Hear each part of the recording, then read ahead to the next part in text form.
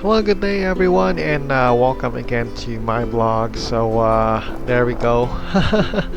We're back again on recording. So while in the meantime my coworkers are now busy trying to grease up the mooring wires, I was kind of assigned on a different kind of job, more like a sidetrack job.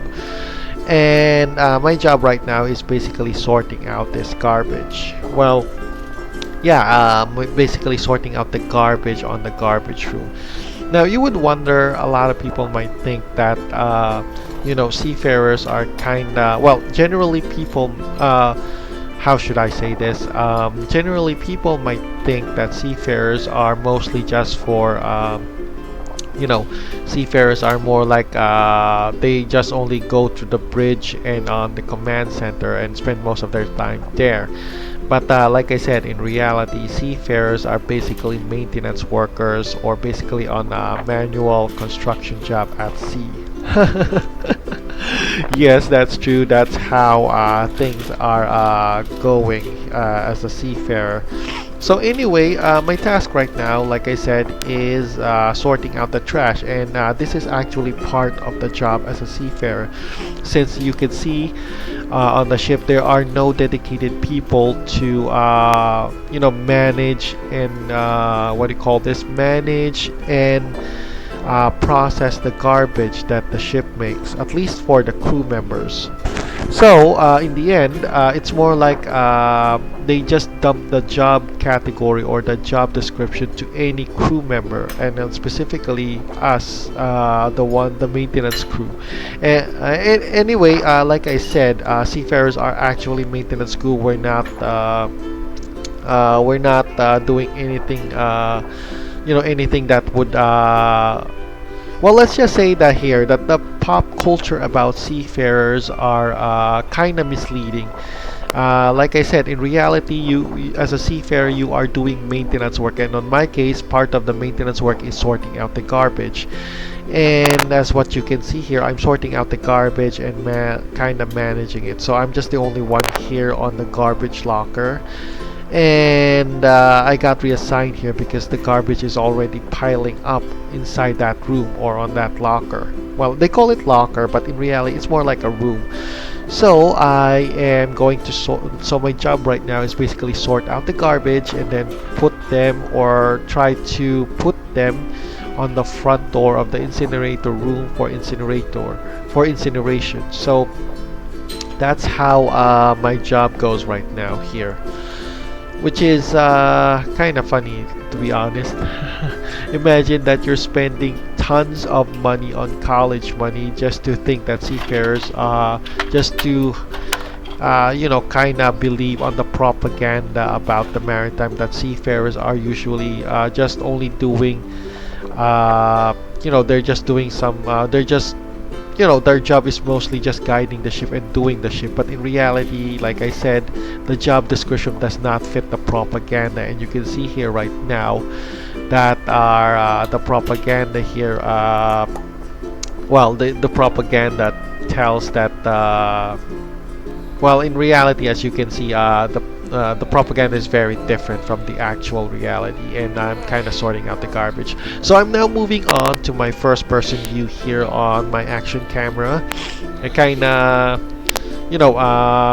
want to show it firsthand on my point of view on how our garbage locker looks like and how much the garbage has already been piling up on that room.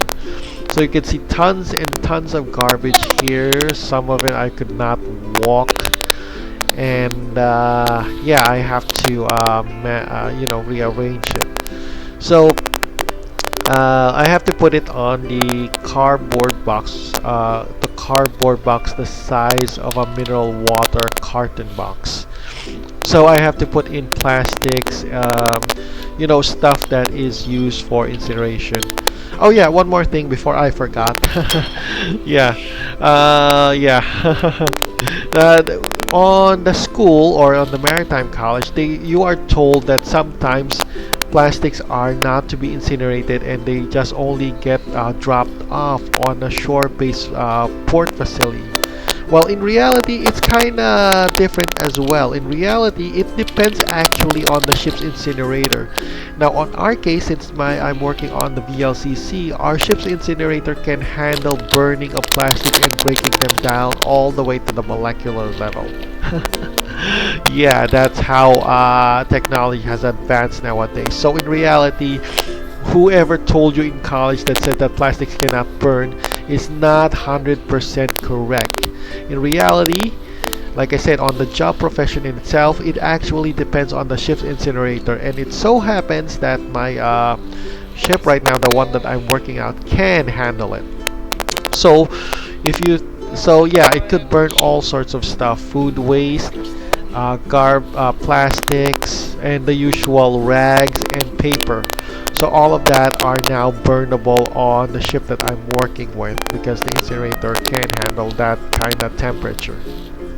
And so basically the only garbage left for this ship to unload when it's on port or on port facility is basically the non-burnable ones, or the well, they're actually technically burnable, but it really needs a very, very high temperature to burn them, like metal, glass, and all sorts of other metals. So yeah, and also non-burnable metals that explode. Our incinerator cannot handle that. Yeah, I know. So you're asking what's the other things that explode? Well, it's basically aerosol. Anything that has compressed gas inside it. Basically aerosol types of garbage. Okay, so we're gonna take a view here right now on our incineration room. So this is our incinerator room looks like. The blue one here that you're looking at right now on the left of the screen is our actual incinerator machine. So it's not really that big. It's the size of a human, or a cupboard as what you might think of it. A very large cupboard, about 6 feet wide, 6 feet tall. So it's a cube size incinerator furnace.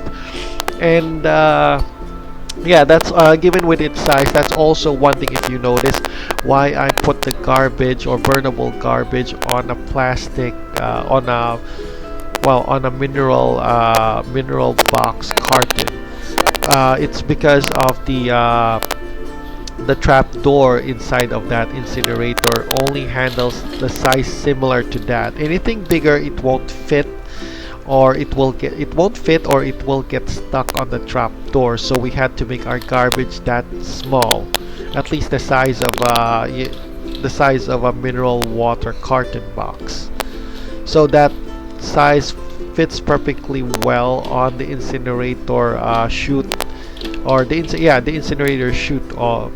So how the incinerator works, well, you just basically put it on some sort of chute, like a laundry, and inside that chute there's a trap door, and when you pull the lever, it automatically directly opens up, directly leading the garbage to the furnace. Kind of like kind of like a circus comedic trap door. You pull the lever, in goes the garbage to the furnace. So there's kind of like a few openings in there. You don't the incinerator machinery there is not directly like in the old. It's not like on the old days where you directly open the hatch and then you see the flames. There's more like an extra space there, that kind of more like a safe space. So before you open it directly to the open flame. Yeah, kind of like like I said earlier, it's trapped door space. So of course the operator of the incinerator machinery does not get burned.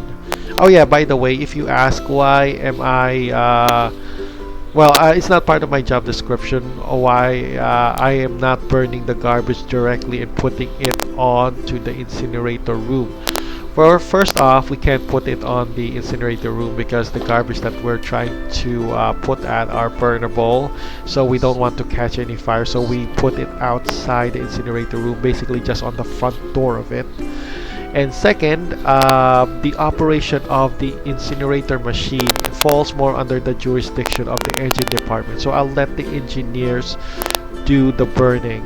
Our only task here on the deck is basically just to what do you call this? Basically, arrange the garbage for them to burn it. It's more like a kind of assist job. So that's how it goes there. So there, what else should I describe on my work right now? Well, I've already discussed, of course, that, yeah, that's the only thing that goes on for the, on how we manage the garbage. So you can see that I am kind of busy here, trying to sort out the garbage. And that is the minimum size of the garbage that I have to put with. The size of I do not exactly know the specific dimensions of how large a mineral water box is. Maybe the specifics, of course, but I do know exactly by looking at it if it's the size of a mineral carton box. So it's only rough estimation, so we don't have to be specific anyway. So yeah, I guess I've already mentioned everything else that I could do when it comes to this work.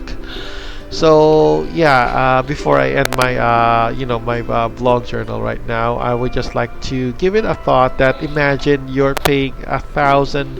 I mean, I would just like to give it a thought on this detail that imagine you're paying thousands of dollars for your education on the maritime college, not knowing to find out later on in the actual profession that your job as a seafarer is basically a construction work at sea, and you're also due to the lack of stuff, you are also the de facto garbage collector and garbage sorter. Yeah, it's kind of funny that they kind of put out on the propaganda that the seafarer is more like a job similar to an airline pilot, but in reality, while you're seeing it on the videos right now, this is video documentary evidence that you are actually a maintenance staff doing garbage and picking out garbage. So it kind of it's kind of funny that they put me onto a college course just to sort out garbage. Yeah, I mean back on land you don't have to go to college just to be a garbage collector, but here it's kind of like, let's just say they put the high bars that they put the requirement too high, as in very high, the requirement bar too high that you have to be on college and on a maritime college just to sort out garbage. Oh my goodness. Well, anyway, yeah, that's something to think of. Imagine, I would just like to say this last part on Tagalog so it would be clearly understood by any Filipino who would be watching this video. So I'm just gonna translate on what I said anyway on Tagalog. So here it goes. So imaginein mo, libo-libo pera ang ginagasta mo sa kolehiyo man lang sa kolehiyo na mag-aral ng isang seaman, tapos malalaman mo sa bandang huli sa profession na ang seaman pala ay isang maintenance construction job at ikaw ay nag-a-arrange lang ng basura. So sa mga nagka-college dyan na Pilipino, pag-isipan nyo ng maigi kung tama ba talaga ang kurso nyo. Biro mo college graduate ka at college course para sa isang trabaho na requirement lang mag-ayos ng basura, or kasama sa trabaho na mag-ayos ka ng basura. So yeah, akala nung iba kasi sa propaganda ang trabaho ng seaman parang akala nila nasa bridge lang lagi o nasa command center lang at parang katulad ng airline pilot, pero yun nga, nakikita nyo naman ito ang video evidence. So yeah, that's how it's kind of long in Tagalog, so I do apologize about that. So anyway, there's nothing more I could describe on my job right now, on my task right now, because it's gonna take me a while to clean up that whole garbage area. So luckily for me, I've already cleared out most of the plastic garbage here and put it on the box. So the only thing left now are paper garbage, which I have to tear it up just to compress it and then put it later on the front door again of the incinerator. So yeah, I guess that's all I have to describe now on my job right now and on this video. So before I end this video, I would just like to ask anybody watching here to if it's okay with you to kindly click on that like and subscribe button. and hit that notification bell. It will really help me a lot when it comes to the YouTube analytics. It might be a small thing for you, but it's a big thing for us content creators here in YouTube. So again, this is Operator 214. Have a great day, everyone, and see you again on our next blog journal sessions. So bye-bye. See you around. Ta-da! Ha!